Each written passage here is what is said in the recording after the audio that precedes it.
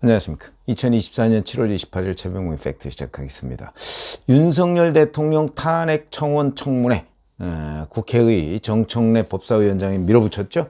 여러 가지 위법, 위헌 논란이 불거졌음에도 불구하고, 자, 왜 그러냐면 그 대통령 탄핵은 헌법에 명확하게 규정이 되어 있습니다.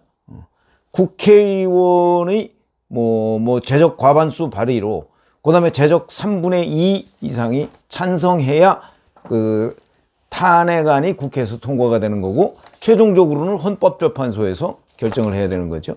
근데 이걸 청원이라는 아주 손쉬운 방법으로 시작을 해서, 그거를 법사위에서 청문회를 한다. 청문회 해봐서 거기서 만장일치 탄핵 이렇게 결론이 난다고 해서 탄핵이 이르는 게 아닙니다.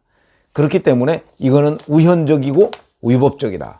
이런 이제 반론에 부딪힐 수밖에 없고, 그 반론에 국민 다수가 오히려 동의를 하는 상황인데, 그럼에도 이걸 정청래 법사위원장이라는 사람이 밀어붙였다.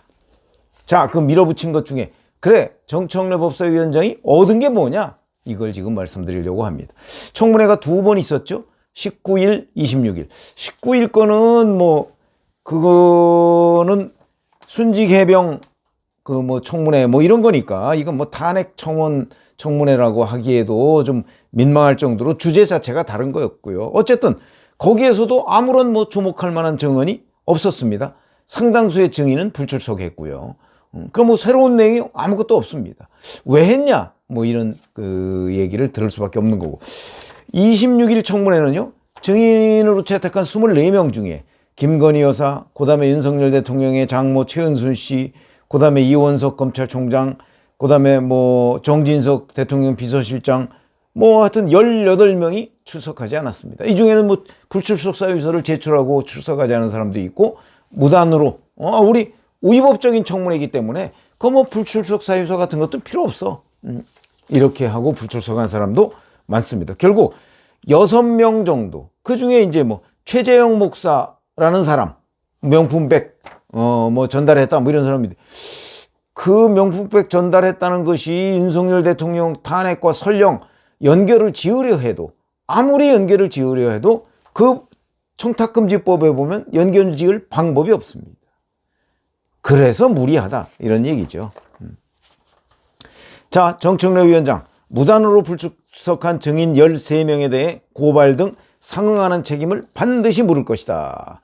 김건희 특검법 입법 청문회에서 다시 증인으로 채택하는 안을 적극 추진하겠다. 이렇게 이제 엄포를 놓고 있는데, 법사위 여당 간사인 국민의힘 유상범 의원은 이렇게 얘기합니다. 증인들이 불법적으로 열린 청문회의 부당성을 항의하며 정당하게 불출석한 것이다. 이렇게 해서 맞서고 있는 거죠. 이런 입씨름하다 끝났고요.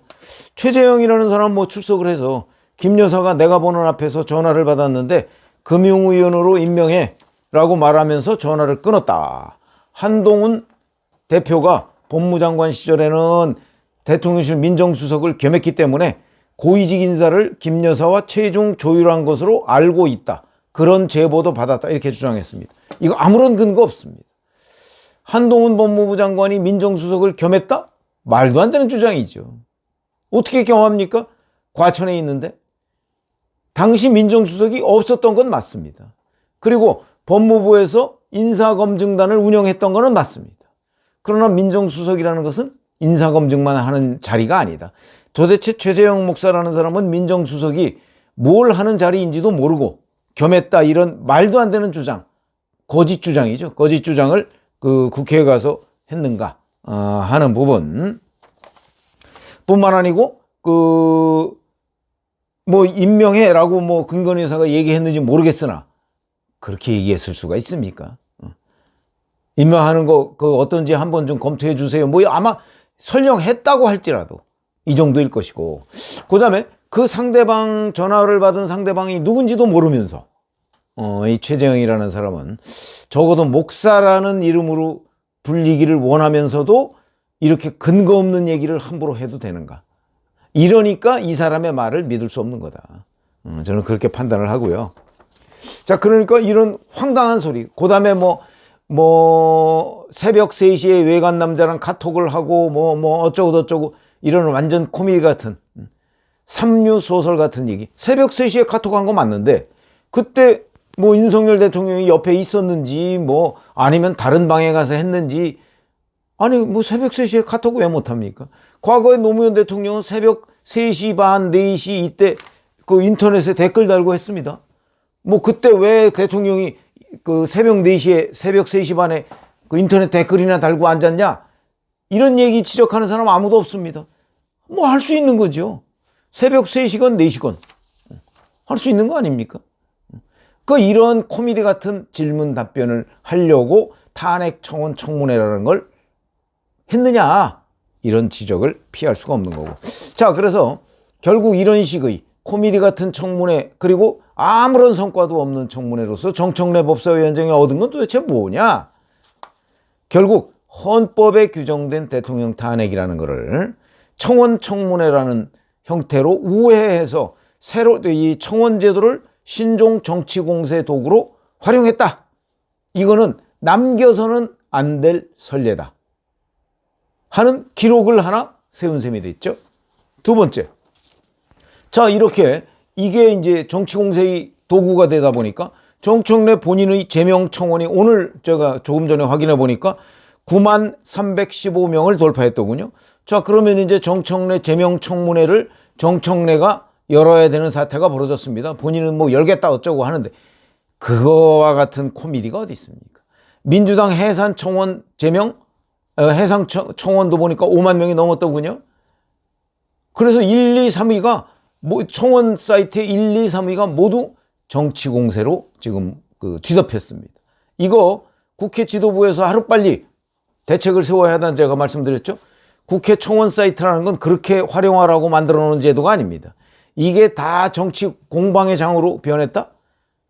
이걸 정청래가 책임져야 된다, 이런 얘기죠.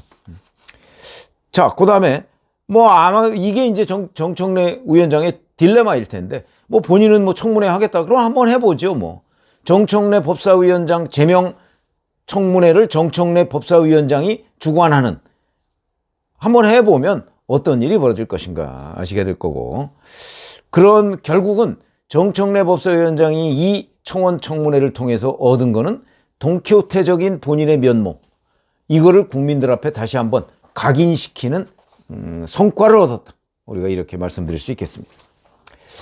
또 하나는 이 청원 청문회라는 것이 결국 시작부터 심한 몸싸움, 시위, 말싸움 뭐 이런 거 외에 지금 국민들의 기억나는 것이 아무것도 없습니다. 뭐 19일 날 청문회 때 뭐 전현희 민주당 의원이 뭐 얼굴에 상처를 입었다 뭐 이러면서 뭐 고발하겠다 뭐라고 얘기를 하고요. 뭐 국민의힘은 그거 고발하면 뭐 무고죄다 뭐 이런 얘기하고 정치 공방만 얻었다 하는 것이고, 청원 청문회가 결국 성과는 없이 정치 공방만 벌이다 끝났다 하는 지적을 피할 수가 없는 대목이다, 이렇게 됐고요. 자, 그 다음에 정청래 법사위원장의 이런 돈키호테적인 행각에 따라서 민주당이 얻은 건 결국 뭐냐? 과유불급이다. 본인은 뭐 정치인은 뭐 부고 빼고 여기저기에 다 이 설왕설래만 되면 그러면 소기의 성과를 거둔 것이다. 뭐 본인은 그럴지 모르겠습니다. 정청래라는 이른바 악명, 이걸 뭐 많이 날렸겠죠, 국민들 앞에. 아, 정청래는 원래 저런 사람이야. 그렇지만 민주당에는 부담이 된다. 제가 왜 이 말씀을 드리냐면, 최근에 보면 이재명 후보 뭐 자기가 대선에 나간다는 걸 뭐 자꾸 국민들한테 각인시키려고 하는지 모르겠으나 거의 대선 행보를 하고 있습니다. 민주당이 가지고 있는 근본 정신, 이거와 어긋나는 뭐 종부세 완화, 뭐 금투세 유예, 이런 얘기를 하고 있습니다. 그거는 왜 이런 얘기를 하고 있겠습니까? 결국 이재명 대표가 박스권에 갇혔다, 제가 어저께 그런 얘기를 했는데, 뭐 어떤 악재가 나와도 이재명과 민주당의 지지율이 더 이상 떨어지지 않습니다. 이른바 하방 경직성을 가지고 있습니다. 그럼 이건 좋은 거 아니냐? 근데 그렇지 않습니다. 호재가 나와도, 국민의힘이 이런저런 여러 가지 어려움 때문에 호재가 나와도 올라가질 않습니다. 늘 19에서 23, 아주 예외적인 경우를 빼면 여기서 왔다 갔다 하고 있습니다. 상반경직성도 있습니다. 아무리 호재가 나와도 올라가질 않는다. 그러면 더 이상 민주당은 그 아주 강성 지지층, 똘똘 뭉쳐있는 그 지지층 외에 더하지도 떨어지지도 않는다.